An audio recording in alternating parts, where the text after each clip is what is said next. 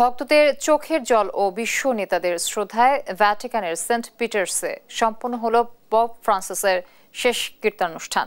অংশ নেন মার্কিন প্রেসিডেন্ট ডোনাল্ড ট্রাম্প, ফরাসি প্রেসিডেন্ট ম্যাক্রো, বাংলাদেশের প্রধান উপদেষ্টা ডক্টর ইউনূস সহ আরও অনেকে।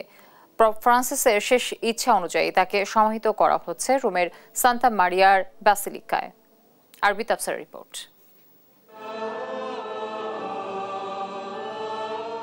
বিশ্ববাসীর কাছে শেষবারের মতো সম্মানের জন্য কাঁধে করে নেওয়া হচ্ছে ক্যাথলিক খ্রিস্ট ধর্মের সর্বোচ্চ নেতা পোপ ফ্রান্সিসের কফিন।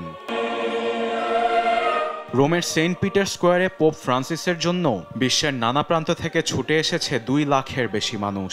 4000 যাজক সহ শেষকৃত্য অনুষ্ঠানে উপস্থিত 750 বিশপ ও 220 জন কার্ডিনাল। অন্ত্যেষ্টিক্রিয়ার নেতৃত্ব দেন কার্ডিনাল জিওভানি বাতিস্তা রেই। খ্রিস্ট ধর্মে সারা জীবনের অবদানের জন্য পোপের কফিনের বুকে রাখা হয় গসপেলের বই। পোপকে শেষবারের মতো সম্মান জানাতে ভ্যাটিকান শহরে উপস্থিত হন বিশ্ব নেতারা। পোপের কফিনের সামনে দাঁড়িয়ে সম্মান জানান মার্কিন প্রেসিডেন্ট ডোনাল্ড ট্রাম্প ও তার স্ত্রী মেলানিয়া ট্রাম্প। একইভাবে সম্মান জানান ফরাসি প্রেসিডেন্ট এমানুয়েল ম্যাক্রো। রুশ ইউক্রেন যুদ্ধের মাঝেই এসেছেন প্রেসিডেন্ট ভ্লাদিমির জেলেনস্কি। দেখা করেন অনেকের সঙ্গেই। একই সঙ্গে ছিলেন ইতালির প্রধানমন্ত্রী জর্জিয়া মেলেনি। ব্রিটেনের রাজা 3য় চার্লসের প্রতিনিধি হিসেবে পোপের শেষকৃত্যে আসেন ওয়েলসের প্রিন্স উইলিয়াম। ছিলেন যুক্তরাজ্যের প্রধানমন্ত্রী কিয়ার স্টারমারও। মধ্যপ্রাচ্য থেকে পোপকে শেষ সম্মান জানাতে আসেন জর্ডানের বাদশাহ আবদুল্লাহ। একই সঙ্গে ছিলেন Brazilian president Luiz Inacio Lula da Silva, স্পেনের বাদশাহ ফিলিপে, আর্জেন্টিনার প্রেসিডেন্ট জাভিয়ার মিলেই সহ অনেকেই। পোপের ভালো বন্ধু হওয়ায় শেষকৃত্যে সম্মান জানাতে সেন্ট পিটার স্কোয়ারে উপস্থিত হন বাংলাদেশের অন্তর্বর্তী সরকারের প্রধান উপদেষ্টা ডক্টর মোহাম্মদ ইউনূস। কফিনের সামনে পোপ ফ্রান্সিসকে শেষ সম্মান জানান তিনি। সেন্ট পিটার স্কোয়ারে শেষকৃত্যের পর পোপ ফ্রান্সিসের শেষ ইচ্ছা অনুযায়ী তাকে দাফন করা হবে রোমের সান্তা মারিয়ার বাসিলিকায়। 28 বছর বয়সী ধর্মীয় নেতার অন্ত্যেষ্টিক্রিয়া ঘিরে রোম জুড়ে নেমেছে শোকের ছায়া। আরবিদ আফসার, নিউজ ডেস্ক, দেশ টিভি। একই ব্যক্তি 2 বারের বেশি প্রধানমন্ত্রী না হওয়া দ্বিকক্ষ বিশিষ্ট সংসদ প্রতিষ্ঠার প্রস্তাবে একমত জামায়াত ইসলামী। একই সঙ্গে সংখ্যানুপাতিক নির্বাচন সংবিধানের মূল নীতিতে আল্লাহর উপর পূর্ণ আস্থা ও বিশ্বাস সংযোজনের দাবি জানিয়েছে দলটি। শনিবার ঐক্যমত্য কমিশনের সঙ্গে বৈঠক শেষে এসব কথা বলেন দলটির নায়েবে আমির। আর কমিশনের সহ সভাপতি আলী রিয়াজ জানান, সংস্কার নিয়ে ঐক্যমত্য গড়তে দ্রুত সংলাপ শেষ করতে চায় কমিশন। হাসান আল মাহমুদের রিপোর্ট। শনিবার জাতীয় সংসদের এলডি হলে ঐক্যমত্য কমিশনের সঙ্গে সংলাপে বসে জামায়াত ইসলামীর প্রতিনিধি দল। 5টি সংস্কার কমিশনের 166টি প্রস্তাব পর্যালোচনার কথা থাকলেও প্রথম দিন শেষ হয় সংবিধান সংস্কার প্রস্তাবনা পর্যালোচনাতেই। পরে গণমাধ্যমের সঙ্গে কথা বলেন দলটির নায়েবে আমির ডাক্তার সৈয়দ আবদুল্লাহ মোহাম্মদ তাহের। জানান, একই ব্যক্তি 2 বারের বেশি প্রধানমন্ত্রী না হওয়া এবং দ্বিকক্ষ বিশিষ্ট সংসদের প্রস্তাবে একমত জামাত। কোনো প্রধানমন্ত্রী কনজিউটিভ 10 ইয়ার্স এবং এর থাকতে পারবেন এবং এরপরে আর কন্টিনিউ করতে পারবেন। আর্টিকেল 70 যেটা আছে সেখানে আমরা কিছু অ্যামেন্ডমেন্ট সহকারে ওনাদের প্রস্তাবনার সাথে আমরা একমত হয়েছি।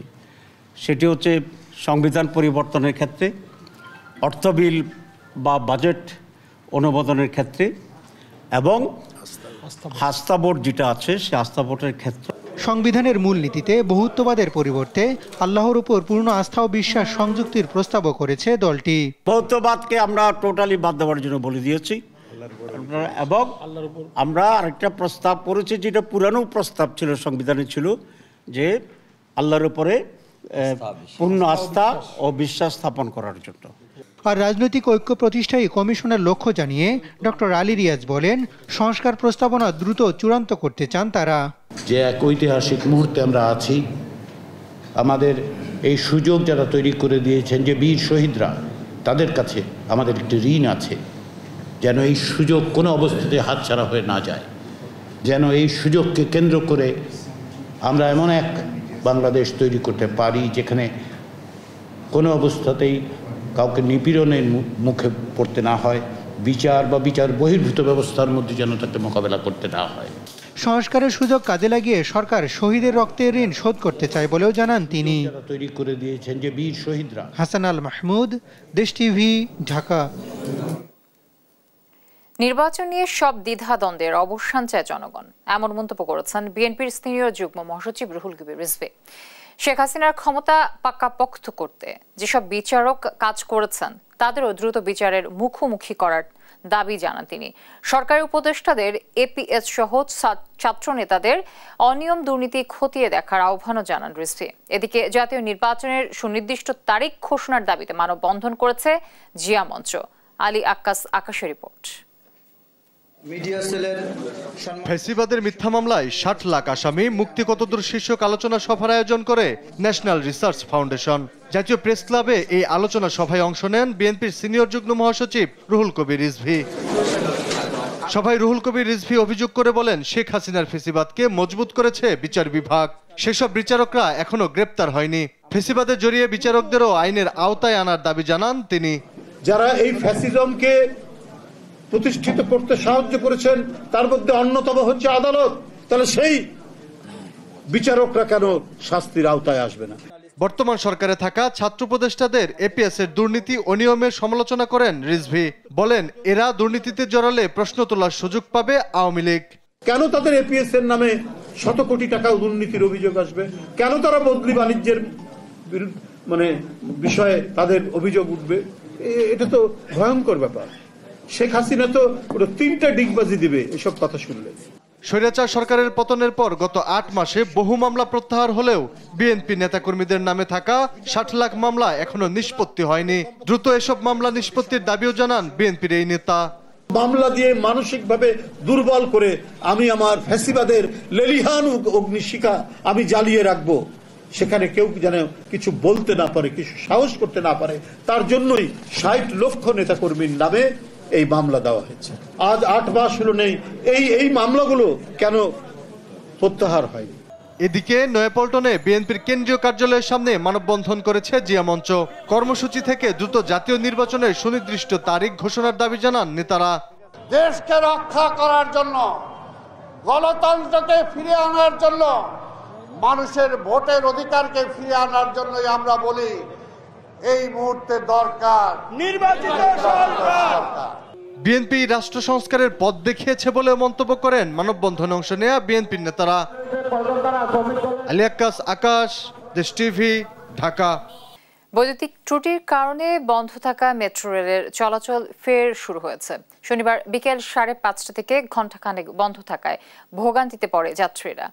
ডিএমটিসিএল জানায়, বিজয় সরণি সাবস্টেশন থেকে বিদ্যুৎ সরবরাহ বন্ধ হয়ে যাওয়ায় শাহবাগ থেকে শেওড়াপাড়া পর্যন্ত অংশে মেট্রো রেল চালু রাখা যাচ্ছিল না। এ কারণে পুরো পথেই বন্ধ হয়ে যায় মেট্রো চলাচল। বিজয় সরণিতে যে মূল লাইন দিয়ে ট্রেন চলে সেখানেই সমস্যা হয়েছিল। বিদ্যুৎ সংযোগ পুনঃস্থাপিত হওয়ায় 6:30টার পরে পুনরায় চালু হয়েছে মেট্রো রেলের চলাচল। গতানুগতিক ধারার বাইরে ভিন্ন আঙ্গিকে পাঠদানের লক্ষ্যে যাত্রা শুরু করল রেহেলা ইন্টারন্যাশনাল স্কুল। ভিন্ন ধাঁচের স্কুলের ক্যাম্পাস রাজধানীর মিরপুরে। শনিবার স্কুলের সার্বিক কর্মসূচি নিয়ে একটি পরিচিতি অনুষ্ঠানের আয়োজন করা হয়। সেখানে স্কুলের পাঠ্যক্রম ও শিক্ষার্থীদের মানসিক, শারীরিক ও আত্মিক বিকাশ সম্পর্কিত কার্যক্রম তুলে ধরা হয়। ক্যামব্রিজ পাঠ্যক্রম অনুযায়ী ইংরেজি মিডিয়ামে শিক্ষাদান, কোরআন বোঝার পাঠ, বাস্তব কার্যক্রমে সম্পৃক্ত রাখা এই স্কুলের অন্যতম বৈশিষ্ট্য।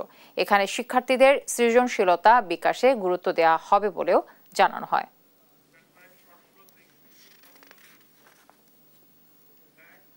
দর্শক, এই ছিল এখনকার সংবাদ রাত। পরে বুলেটিন দেখার আমন্ত্রণ রইল। ধন্যবাদ সবাইকে সাথে থাকার জন্য।